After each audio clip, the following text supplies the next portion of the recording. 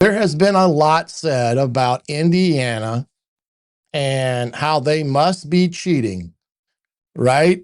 And like I said, tonight we're going to take a look at this national championship game with two teams that essentially, um, these are not familiar names in a national title game. Now, Miami could say, well, we've been here before, but it's been a while since the U was firmly established back in the 80s to where the U is now. So they are kind of a maybe a slightly familiar face, but not totally familiar when you talk about national championship games.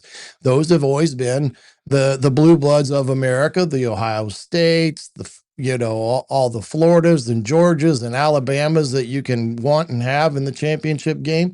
You got two new kids on the block with Indiana and Miami. And whoever would have thought that Indiana would be playing for a national championship this year.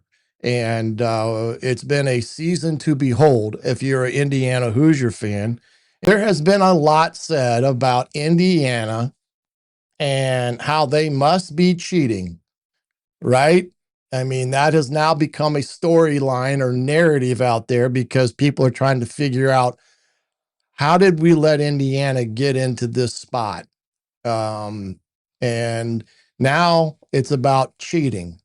But for whatever reason, everyone now just seems that Indiana's cheating because they're playing with an older roster. So there's a lot of variables there, but I found it very interesting as a topic of discussion this whole week is Indiana must be cheating. And I don't think it was meant to go that way, but there were a lot of people that ran with that narrative and storyline for the better part of the week in that respect. So I did find a little chuckle out of that.